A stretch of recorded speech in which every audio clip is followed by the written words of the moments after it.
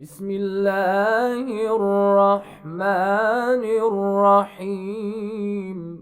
وقال الله لا تتخذوا إلهين اثنين إنما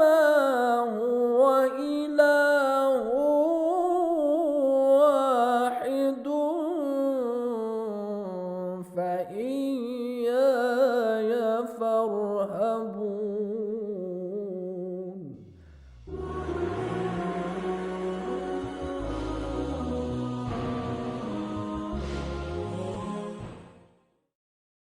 اعوذ باللہ من الشیطان الرجیم بسم اللہ الرحمن الرحیم الحمد للہ رب العالمین والصلاة والسلام علی اشرف الانبیاء والمرسلین وآلہ الطیبین الطاہرین المعصومین۔ معزز سامعین، محترم ناظرین، وجود خداوند متعال اور اللہ تعالیٰ کے وجود کو ثابت کرنے کے جو دلائل ہیں اور دلیلیں ہیں، ان میں ہم بحث کر رہے ہیں اور ہمارا آرگومنٹس اور ڈسکشنز، بحث اور دلائل جو ثابت کریں وجود خداوند متعال کو، گفتگو کا سلسلہ جاری تھا۔ اور پہلی دلیل جو آپ معزز سامعین کی خدمت میں بیان ہوئی اور بیان کی جا رہی تھی کہ جس دلیل کے ذریعے انسان اپنے اللہ تعالیٰ کے وجود کے بارے میں معرفت حاصل کرتا ہے اور شناخت اس سے ہوتی ہے اور ادراک ہے انسانوں کے اندر اپنے پروردگار عالم کے بارے میں، جو خالق ہے انسان کا اور ساری کائنات کا، وہ مالک اور پروردگار ہے ہم سب انسانوں کا اور اس پورے عالم کا۔ تو پہلی دلیل وہی فطرت ہے کہ جس فطرت پر اللہ تعالیٰ نے تمام انسانوں کو پیدا کیا ہے۔ فطری طور پر انسان خدا شناس ہے، اللہ کے وجود کو ادراک کرتا ہے، فطرت کے اندر یہ ادراک موجود ہے، لہٰذا یہ فطرت دلیل بن جاتی ہے۔ اور یہ فطرت ہماری وہ دلیل ہے کہ جو اللہ نے جس فطرت کے ساتھ ہمیں پیدا کیا، جس فطرت پر خلق کیا ہے انسانوں کو، لہٰذا یہ پہلی دلیل فطرت ہے جس سے انسان اپنے پروردگار کو اور خالق کائنات کو پہچانتا اور اس کے وجود کو سمجھتا ہے اور اس کے بارے میں ادراک رکھتا ہے۔ اور یہ دلیل آپ کے سامنے بیان ہوئی، اور اس دلیل سے متعلق مختلف نکات ہیں، مختلف پہلو ہیں جو آپ کی خدمت میں بیان ہوئے کہ مورخین کے بیانات کو، مفکرین کے بیانات کو بہت پہلے سے آپ دیکھیں، اور تاریخ بشریت کے بارے میں مورخین نے، مفکرین نے قدیم زمانے سے جو تاریخیں لکھی گئی ہیں، رقم کی گئی ہیں، جن میں انسانوں کے حالات، انسانی معاشروں کے حالات، مختلف اقوام کے حالات، وہاں کی کیفیات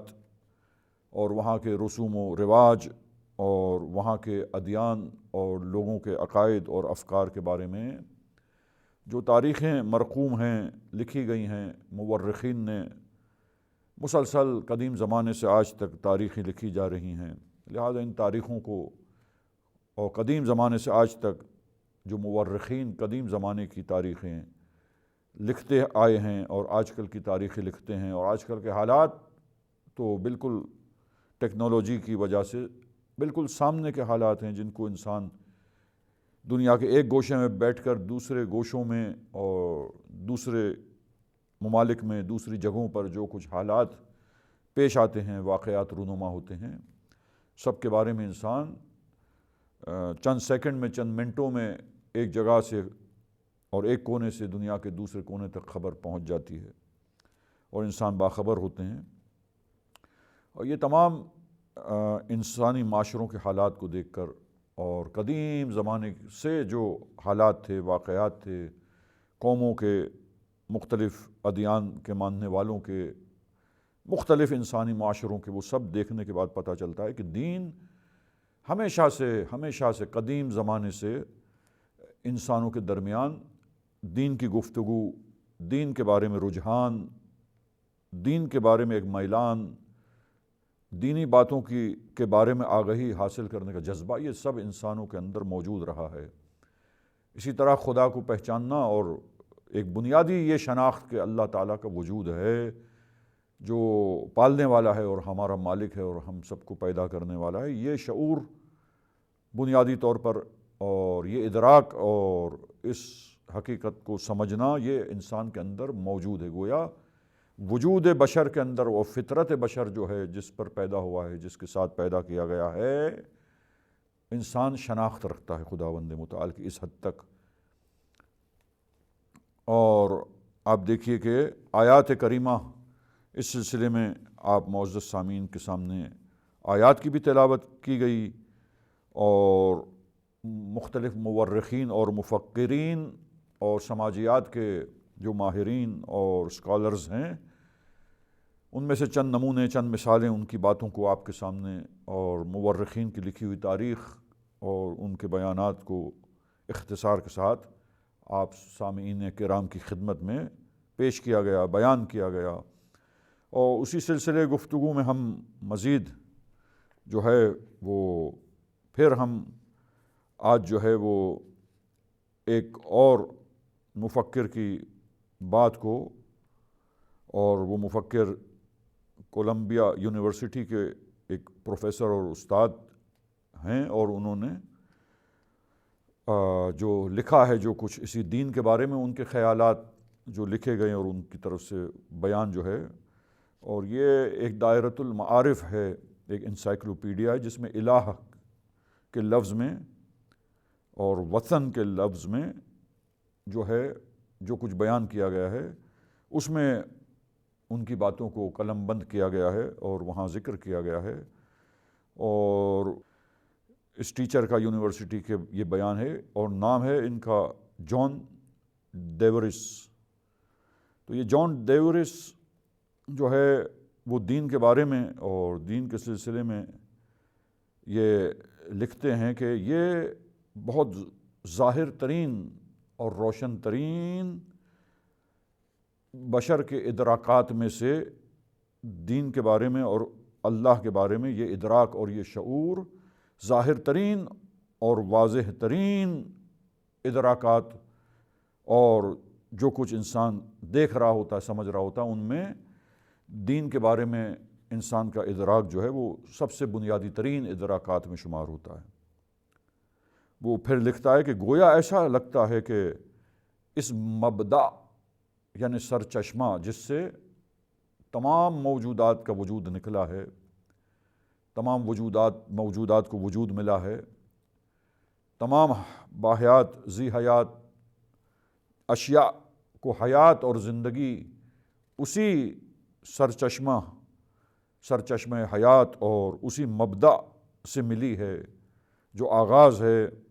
تمام موجودات کے لیے۔ ابتدا ہے تو ابتدا وہیں سے ہے، اس ذات کی طرف سے ہے، تو اس مبدأ اور اس منشا جہاں سے تمام موجودات کے لیے وجود نکلا اور چلا ہے اور وجود وہیں سے ملا ہے، تو اس مبدأ کے بارے میں اور اس ذات کے بارے میں، اس ہستی کے بارے میں گویا ایسا لگتا ہے کہ یہ اعتقاد جو ہے وہ ایسا ہے کہ جہاں سے بشریت کا آغاز ہوا ہے، جہاں سے بشریت کی ابتدا ہوئی ہے، یہ وہاں اس کی تحقیقات اور جو کچھ اس نے لکھا ہے، جو اس کے حوالے سے بیان کیا گیا ہے، یونیورسٹی کا یہ پروفیسر اور استاد بیان کرتا ہے کہ ایسا لگتا ہے جیسے کہ جب سے بشریت کا آغاز ہوا ہے، کیونکہ وہ مبدأ ہے، لہٰذا اس مبدأ کا ادراک جہاں سے پیدا ہوا، انسان جہاں سے اس نے حیات لی ہے، وہاں ابتدا ہی سے انسانوں میں جہاں سے حیات چلی، وہیں سے ادراک اور شعور اللہ تعالیٰ کے بارے میں اور اس کے وجود کے بارے میں، بشر کے وجود میں موجود ہے، اور بشر کے اندر، بشر کے نفس میں یہ شعور پایا جاتا ہے ابتدا ہی سے، کہ اسی شعور دینی کے بارے میں جو حدیث ہے، اور یہ حدیث مختلف منابع میں اور مختلف ریسورسز میں موجود ہے، اور اس میں بیان ہوا ہے کہ یولد کل مولود، یولد کل مولود، کہ ہر مولود اور ہر بچہ، اور بعض جگہوں پہ تعبیر جو لائی گئی ہے وہ حدیث کی یوں ہے کہ ما من مولود الا یولد، کہ کوئی بھی بچہ نہیں ہے مگر یہ کہ اس کو پیدا کیا جاتا ہے علی الفطرت، ایک فطرت پر تمام بچوں کو، تمام انسانوں کو پیدا کیا جاتا ہے، اور وہ فطرت سے مراد یہاں وہی اسلام ہے۔ دوسری روایتوں میں اس کی وضاحت ہوتی ہے کہ بعض جگہوں پر ہے کہ یولد علی فطرت الاسلام، اسی وجہ سے کہ کوئی بچہ پیدا نہیں کیا جاتا مگر یہ کہ اسے فطرت اسلام پر پیدا کیا جاتا ہے۔ تمام بچوں کو فطرت اسلام پر خلق کیا جاتا ہے، جیسا کہ بعض روایتوں میں اللہ کی معرفت ہے، بعض روایتوں میں ذکر ہے کہ فطرت اللہ سے مراد وہی اسلام، اور اسلام کے اصول دین اور دین کی بنیادی باتوں میں وہی اللہ کے وجود کے بارے میں ایمان، اللہ کے وجود کے بارے میں ادراک، اور توحید اور وحدانیت خدا کی معرفت، اور اسی طرح صفات باری تعالیٰ کی معرفت، صفات ثبوتیہ اور صفات سلبیہ کو سمجھنا، اور اسی طرح اللہ کے عدل اور عدل الہی اس کا سمجھنا اور اس کی معرفت حاصل کرنا اور ایمان لانا، اور ان چیزوں پر بنیادی عقائد پر ایمان رکھنا۔ لہٰذا یہ بنیادی چیز ہے، یہی فطرت ہے جس فطرت کے ساتھ اور اس کی طرف توجہات کے ساتھ اور اس کو سمجھنے پر انسان کو پیدا کیا گیا ہے۔ ثم، روایت کا تسلسل آپ کے سامنے پیش کرتا ہوں، ثم ابواہ یہودانہ او ینصرانہ او یمجسانہ، تو اب وہ والدین ہیں کہ وہ اپنے دباؤ کی وجہ سے، مسلسل ایک بات اس کو سمجھانے کی وجہ سے کبھی اسے یہودی بنا دیتے ہیں، کبھی والدین اسے نصرانی اور مسیحی بناتے ہیں، کبھی اسے اپنے دین کے مطابق والدین وہی کچھ پڑھاتے اور مسلسل اس کے ذہن میں فٹ کرتے کرتے مجوسی بناتے ہیں۔ اسی طریقے سے مختلف افکار اور مختلف ادیان پر بچے بڑے ہونے کے ساتھ ساتھ جو ماحول ہے، جو فضا ہے، گھر کی فضا، گھر کا ماحول، ماں باپ کے نظریات، اور جس خاندان میں رہ رہا ہے اس خاندان کے نظریات، اس قوم کے نظریات، اور جس جگہ پر رہ رہا ہے اس علاقے کے والوں کے نظریات اور ان کے افکار اور ان کا دین اور ان کی باتیں، لہٰذا اس کے ذریعے فطرت دباؤ میں آتی ہے، اس کے ذریعے فطرت پر غبار آتا ہے۔ لہٰذا جس فطرت پر غبار پڑ جائے پھر وہ بچہ مختلف ادیان کو اختیار کر لیتا ہے، کہ جس میں شرک کی باتیں ہیں، جو شرک آلود نظریات ہیں، اور اللہ کے وجود کو مانتے ہوئے شرک کے نظریات اس میں شامل ہو جاتے ہیں، اور شرک کی باتیں اس کے اندر اس کے